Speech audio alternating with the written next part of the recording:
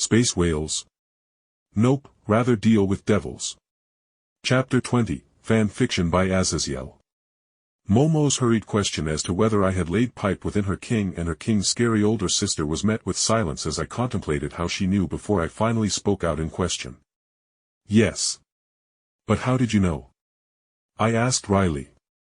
And Momo sighed, and with her fuzzy steam-obscurded hand coming up to rest around her face as she audibly inhaled before she flatly replied.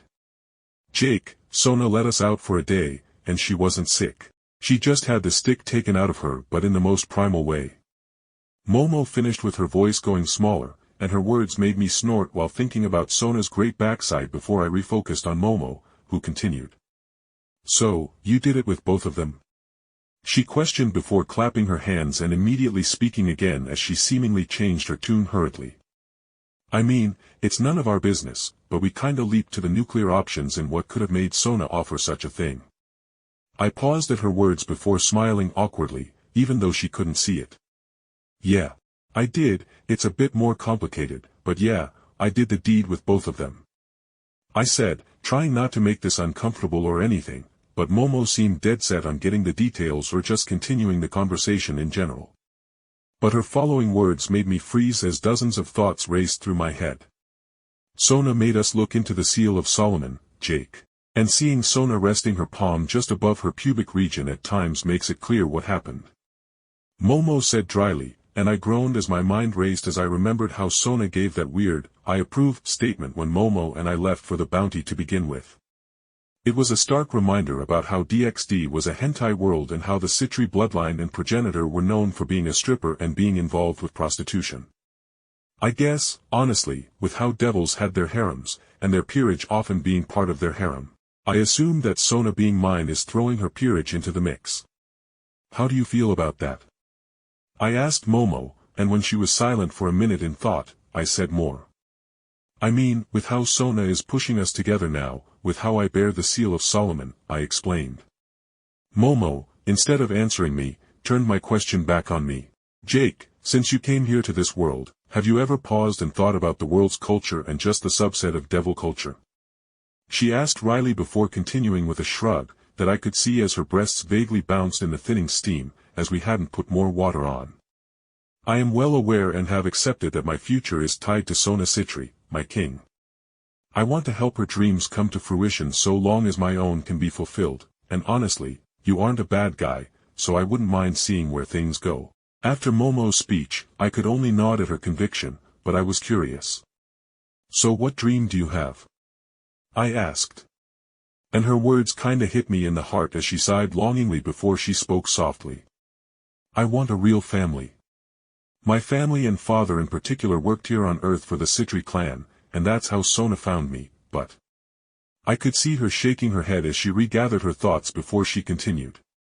I lived the stereotypical life of a Japanese kid with absentee parents.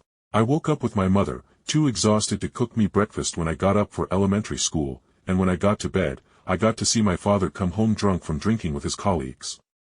I literally haven't spoken with them for years, as it seemed I was just a tick on the box of what a married couple was supposed to make.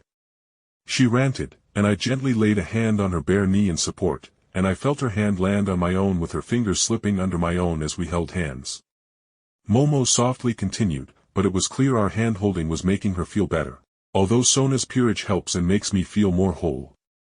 But there is still a divide as most the girls think of the peerage as a close group of friends and colleagues rather than Rias Gremmery's form of a peerage that's strictly a family. Momo paused as I let her get her thoughts together, and finally she finished her thought process as she simply said. I dream of having a tight-knit family as my life's goal. Isn't that just pathetic? She said in self-deprecation.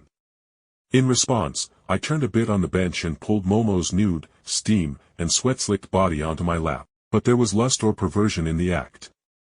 I just held Momo in a tight hug to express my understanding and affection as I was reminded how just because Sona's peerage wasn't traumatized to the extent as Rias's peerage members, that didn't change that they were real people with their own issues and dreams.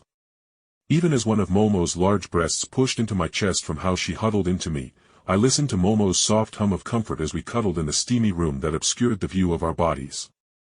Momo, wanting a family is nothing to be ashamed of, I said simply, and that was that. No other words need to be shared as she, Momo, just relaxed against me, losing the slight tension she had when she may have thought I was going to grope her or something. After a minute of us cuddling and I just focused on her breathing so I didn't rise to the occasion, Momo chuckled with her arm that was wrapped around my side, squeezing me as she snorted at the end of her chuckling.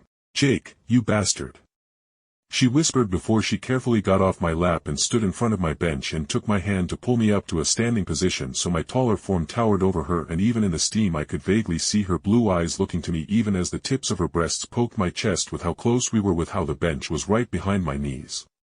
"Jake," she whispered, and then she got onto her tippy toes with her breasts fully pressing into my chest as she softly kissed my lips.